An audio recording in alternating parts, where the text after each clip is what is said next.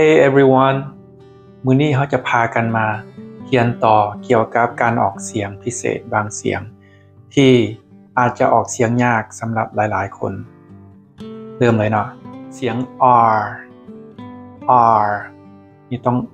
หันลิ้นงอลิ้นออกจากลูกคอเลยแล้วก็ผ่านมาหาลิ้นถ้าว่าคำศัพท์ลงท้ายด้วยตัว R นี่มันจะออกแบบนี้ blur fur her remember father mother วันนี้จะเปรียบเทียบการออกเสียงถูกและการออกเสียงผิด blur ถูกต้อง blur ผิด fur ถูกต้อง fur ผิด her ถูกต้อง her ผิด remember ถูกต้อง remember ผิดถ้าออก remember นี่มันผิด2ข้อหนึ่งแมนบริหารลิ้นตอนหน้า re ต้องเป็น re อย่างนี้จะถูกต้องวันนี้เสียงท้ายซื่อๆบ่ได้ต้องงอลิ้นใส่remember อย่างถูกต้องต่อมา father ถูกต้อง father ผิด father ผิด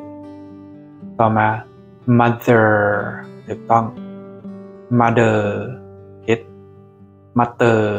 ผิดเสียงพิเศษต่อมาแมน R กับ L อยู่นำกันอยู่ท้ายคำศัพท์มันจะออก มันคล้ายๆกับ R ธรรมดากับ แต่ว่าย้อนว่ามี L อยู่ท้ายจะมาต่อเป็น O เอาเสียง O มันควบใส่เป็น O แต่เขาควบไวๆ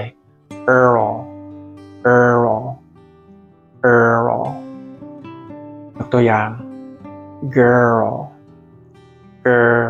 เนาะถ้าเขาแยก girl แต่ว่าควบ girl ต่อมา world ต่อมา swirl ต่อมา furl ต่อมา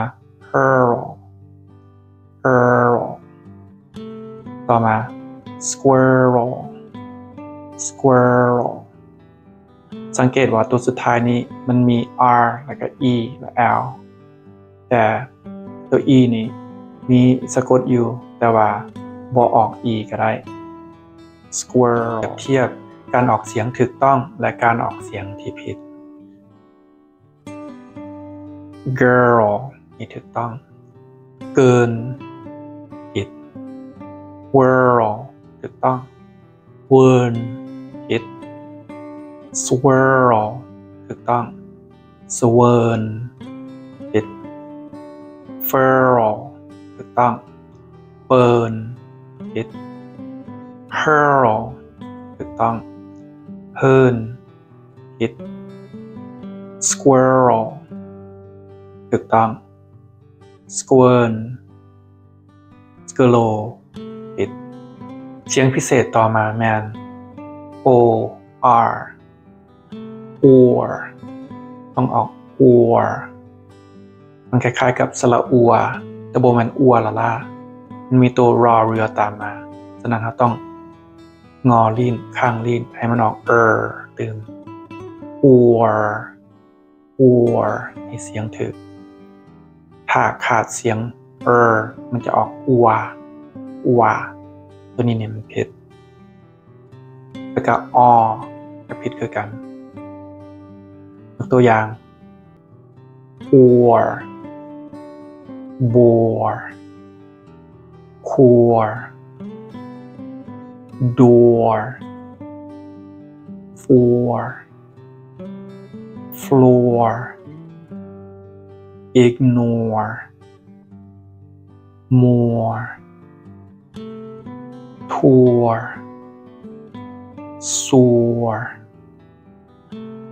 วันนี้จะเปรียบเทียบการออกเสียงถูกต้องและการออกเสียงผิด or ถูกต้อง or